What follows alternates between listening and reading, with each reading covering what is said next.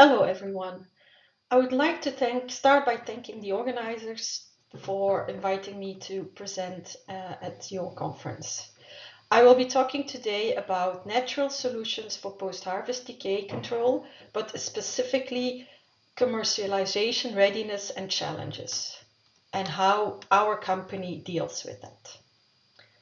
Let me start by presenting a little bit who Janssen PMP is. So we are a phytopharmaceutical company. We deal exclusively with post-harvest products, and we have a global presence with offices in Belgium, North America, South America, and Singapore. And we have sales in more than 50 countries, among which South Africa. Our product range is partly into pathology and partly physiology. So in pathology, we have our imazalil product, Fungaflor. We have pyrimethamine product, Pembotec. And we also have a combo filibuster combining imazalil and pyrimethamine.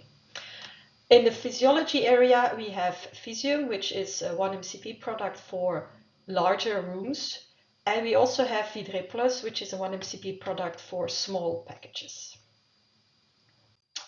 Now, the global post-harvest industry.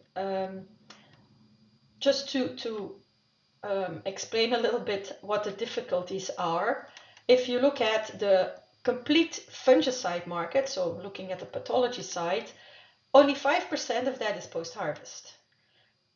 So the full fungicide market, we're talking about $18.5 billion end user level, whereas in the post-harvest part is only 245 million.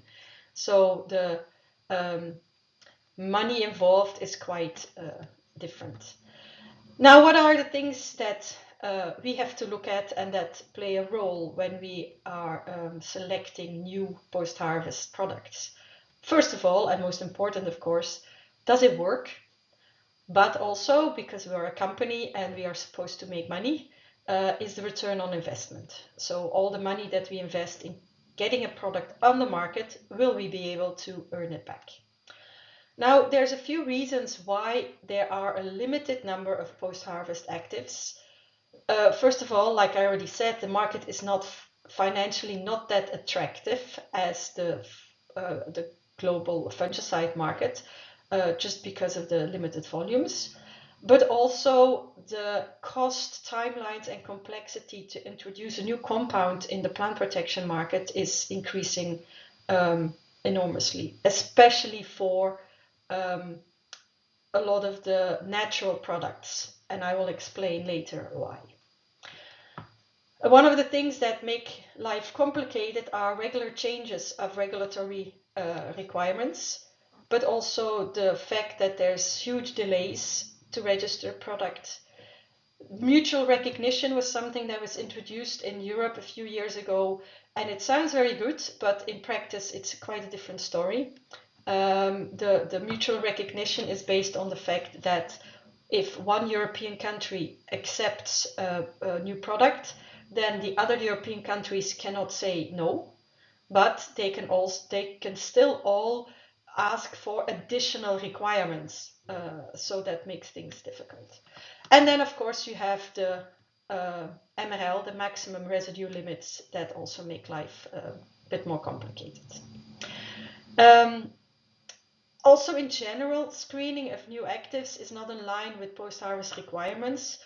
Things like that they're less and less long-lasting, and we want to be able to store fruit longer and longer, but also that the spectrum is narrowing.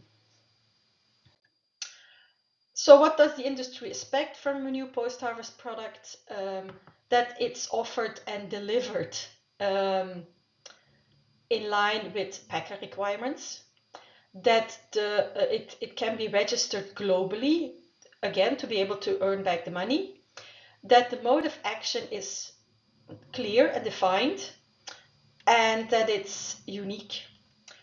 A very important one that's often forgotten is that there shouldn't be phytotoxicity on treated crops, independent of how it's applied.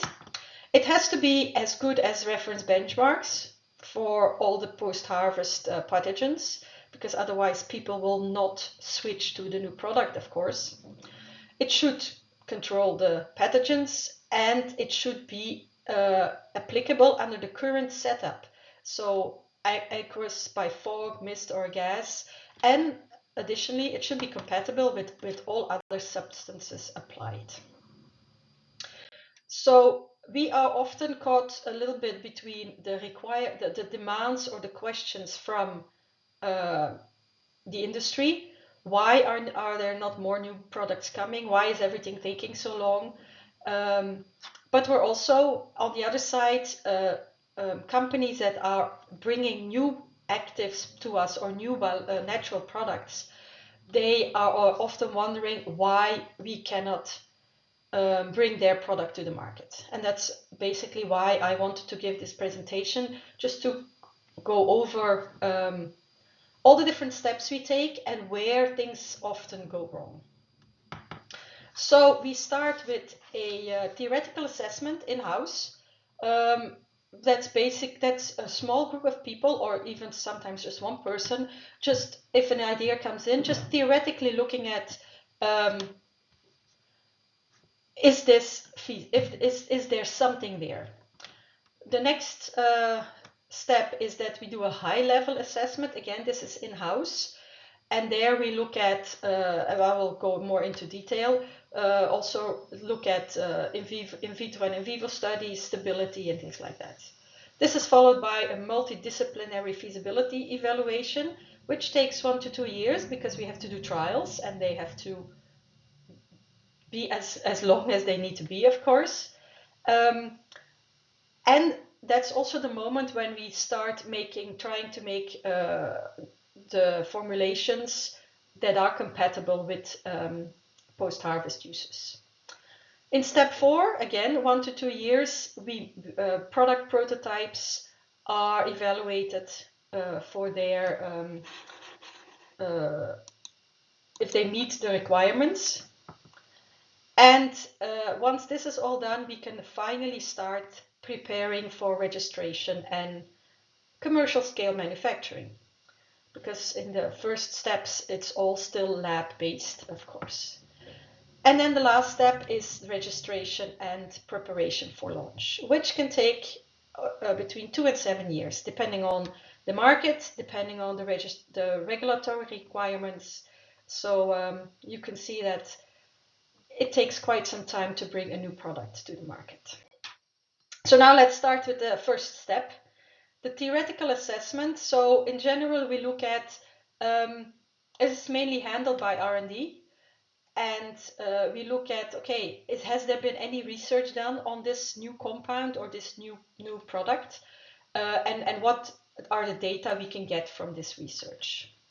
We at that point also look at patent protection, because they give protection for a limited amount of time, but still there is some protection because generics are coming on the market quicker and quicker, and then it is difficult or impossible to get our return on the investment. We also already have a quick and dirty look at the registration potential. Starting with, first of all, does it have to be registered? Can it be registered? Or maybe it's already registered, but for another use, for instance, pre-harvest. Also, is it a formulation or an AI? And in case it's a formulation, and the composition is disclosed, which often at that step it's not yet. We also look at if these co-formulants are allowed for post-harvest and or organic. We look at market potential. If we can bring this product to the market, will it make money?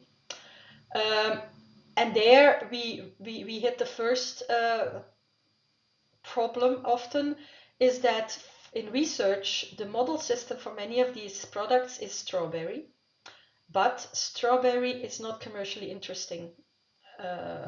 If it would, for instance, be a product that can only be used on strawberry. And then we also look at the supply chain, but again, quick and dirty. Is the product readily available? How much would it cost? But that's we make a lot of assumptions at this point, and then the next steps we try to get answers or get the assumptions verified. So at the end of this step, there's a no-go point. So where we decide, okay, it's worth a further investigation, or sorry, we don't see this happening. Then step 2, that's again a high-level assessment, but already with some practical implications. And here I'm going to give an example really specifically about naturals. So we do in vitro testing, and we test these naturals against the conventional synthetic references, imazalil or pyrimethamine. And we look at the amount of active needed to block fungal growth. So in the table that you see several pathogens. The first column is the conventional synthetic reference. The next one, the natural test product. And then we also always include an untreated control to make sure that the pathogen actually does develop, that we don't get a false positive. The dark red means that we need more than 100 ppm.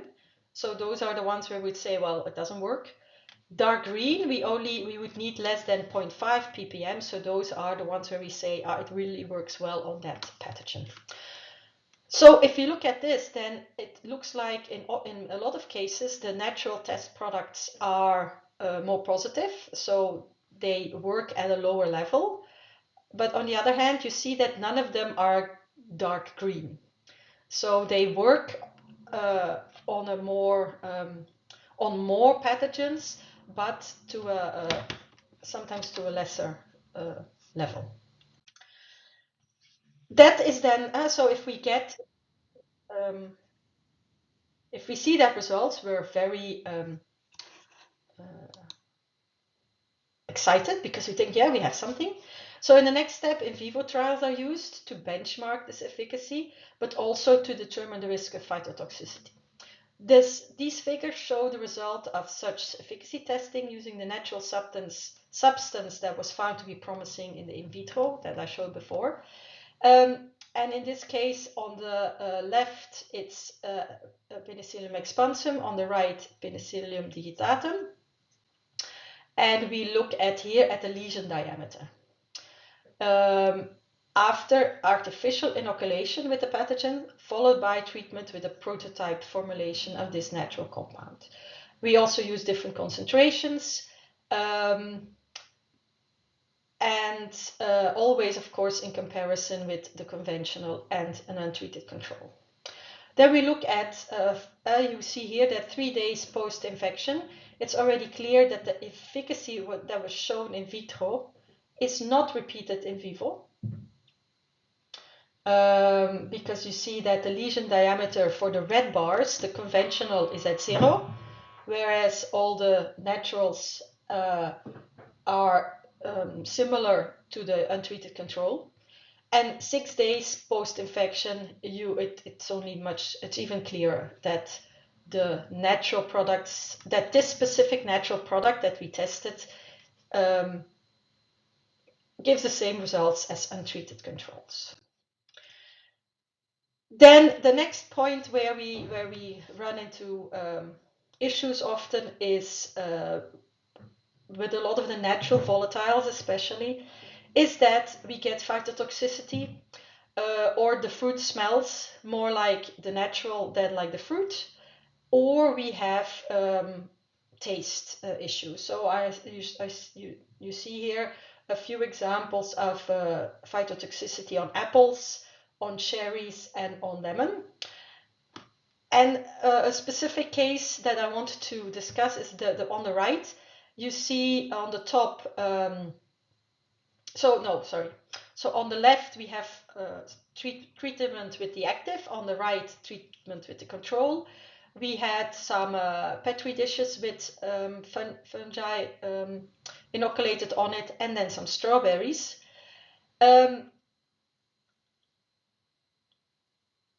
And then you can see that on the left, with the active, there's no fungal or bacterial growth, so all the Petri dishes are clean. And on the right, with the control, you see that yes, the fungus or the bacteria did grow, so it's not that the inoculation went wrong. But then if you look at the bottom, if you look more clearly at the strawberry, the left ones, okay, there's no fungal growth, but the strawberries don't look edible. On the right, there's a lot of fungal growth, but the parts that you do see of the strawberry do look still edible. So that's an issue we run into quite regularly, especially with the natural volatiles, that the active concentration is actually also the phytotox causing concentration. Then we don't only do biological testing, we also do analytical testing. We start looking at how difficult or easy it is to analyze new compounds. We look at, again, the acceptability of the coformulants, because normally by that step we do have information on that. But we also look at stability. With biopesticides, we often see that there's a very short shelf life due to its sensitivity, and that it's influenced a lot by temperature and humidity. And often the product is not compatible with other measures used in the field or the pack house. And then, of course, you have the necessary storage conditions if they are actually feasible. For instance, we had a product that had to be stored at -20 at the pack house. I don't think there's many pack houses that have a -20 freezer in every close to every room. And that's also the point where we do a first cost price evaluation, because of course we need to have a cost of production and of sale that is compatible with a price that the grower would want to pay, of course. And again, there we use as a benchmark our current products. We also do the regulatory assessment. So a lot of the assumptions that we had in the first step, we would have had an answer to. So we can have another look at the applicable regulations and guidelines. We can also have a look at whether or not we need MRLs. And then you have that sentence that you hear often, it's natural, so there are no tox concerns. Unfortunately, that's a little bit too optimistic. At this point, we do a theoretical search. There's databases where you can look for similar compounds, and if a similar compound has a tox issue, then it's likely that you may have with your compounds similar problems. We also, at that point, again, look a little bit more deeper at production and scaling up and the market landscape. At every step, we reach out to the industry to see if there's interest in such a product.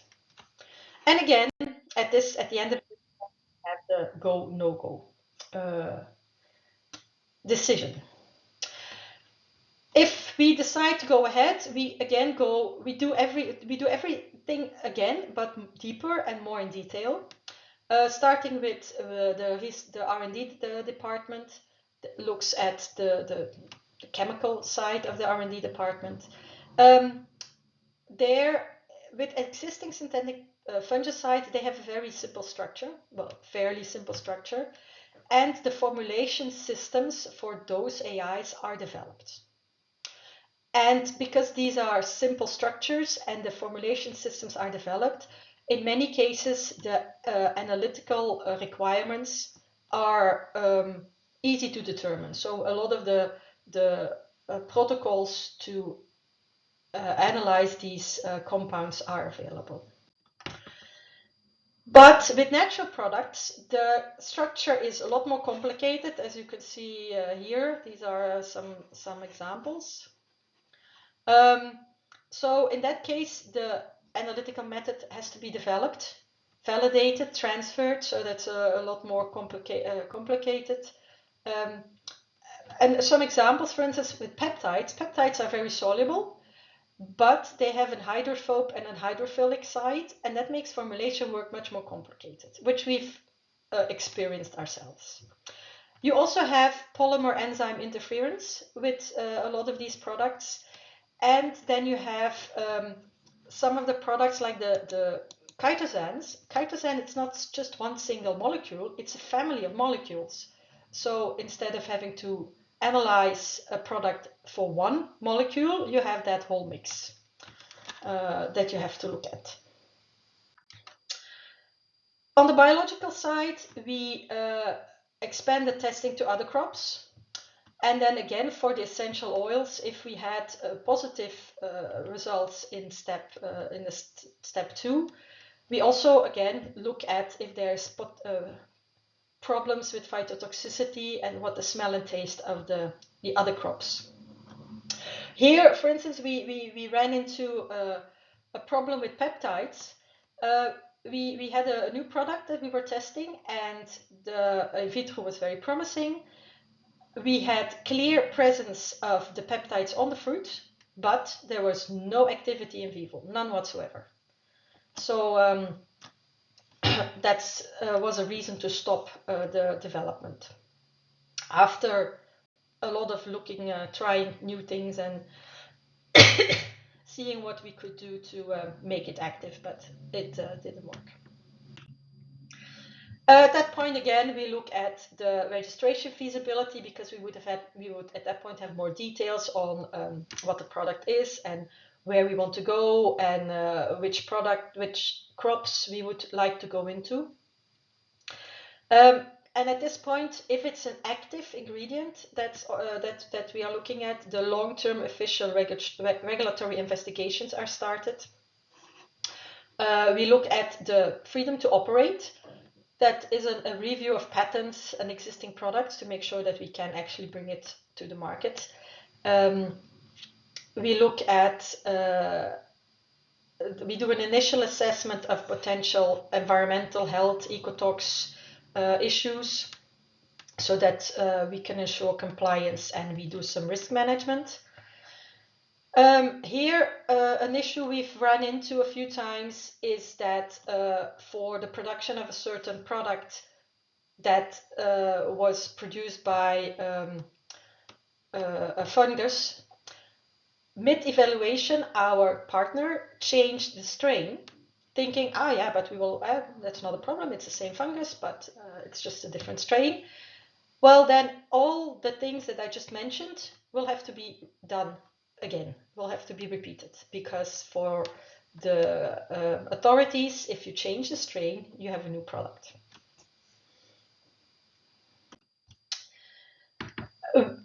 The other departments of our company, supply chain and sales and marketing, also again do their assessments. We get a more clear idea of the cost of goods sold. We do a review of the manufacturing process and see if upscaling is really feasible. But then also we look at warehousing, transportation, and if there's any specific permits that are required to be able to store and transport the product. Sales and marketing colleagues, they look at the market segment that they want to go for. They get, again, some customer feedback about what the product would be and if that would be compatible with what our customers need. They analyze the competitive landscape. They start to develop the product profile, and they make a preliminary business case. And at that point, we go back to our leaders, and there's again a decision whether to move to the next step or not. And then step 4 is the actual development of the final product. And it's basically a reiteration of everything that has been done, but with one prototype formulation. We do things like accelerated storage stability testing in the proposed packaging, which at that point has already been chosen. We draft product acceptance specifications. We gather information or consolidate information on the biological performance. Technical positioning is investigated in more detail, but specifically is documented in more detail. And at that point, we make the test plans and calculate the cost for official biological trials. Our legal and regulatory department, they do the environmental, health, safety, and sustainability assessment again in the final candidate formulation. They also look at things like product stewardship, REACH, Prop 65.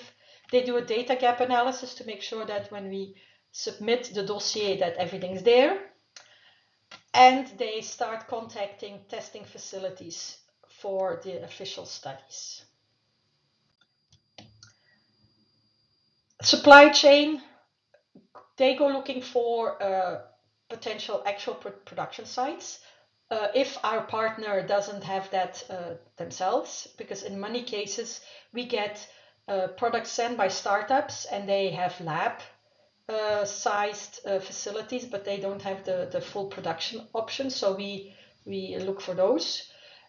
Together with them, we look at the manufacturability. So we produce lab scale batches and see and we also look at how can we get all the materials, what are the commercial suppliers for all these ingredients, and they also look at all the certificates that are needed. Sales and marketing, they compare the final product with the product profile that they defined in the previous step. They decide on the market segment and the geographical scope where we want to start. They, at that point, also start to develop a go-to-market strategy, and they update the business case. So that's, you see, it's a lot of reiteration, but every time with more answers to some of the assumptions and with more details. And because of that, we can do a better assessment. Step 5, we prepare for registration and commercial sales. So that means doing all the official trials, getting everything on paper, getting final certificates of analysis, doing the 5-batch analysis to make sure that there's we have to prove to the authorities that there's a consistent product quality being produced. And a lot of time goes into preparing the dossier.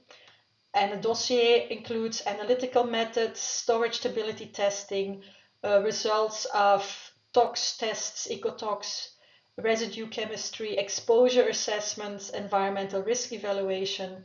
At that point, also the safety data sheet is made and the hazard classification and draft label are created. And also our people always try to have some pre-submission meetings to make sure that the authorities are aligned with our approach. And then we submit the application, of course. We prepare for the actual production. So it's supply chain. They go into more the details of the production, making sure that there's process controls present, bill of material, that there's a plan for product quality and quality assessment of critical materials. The final supplier is selected and qualified. Agreements, of course, are made, directions are written, and the logistical flow is solidified. Sales and marketing, some of these things that you see here are already mentioned before. So the go-to-market strategy is expanded and is put in more detail because we will have, after the submission, we will have a better idea of timelines. We start looking for distribution partners. We make a marketing and communication plan. And again, we review and update the business plan. And then registration and launch preparation, the last step. This step is a lot of waiting. I just put some examples here. It's a source of, the source here looks at, okay, how long do things take? How much do things cost? So if you look at especially the bottom right, you see that the EU takes the longest compared to, for instance, US and Canada. So what do we need from research? We need a better understanding why the in vitro success cannot be translated to in vivo. Because we want to bring natural products to the market, but we have to be sure that they work. and it's very it's not something that we can do to investigate why there's this difference between the in vitro and the in vivo results.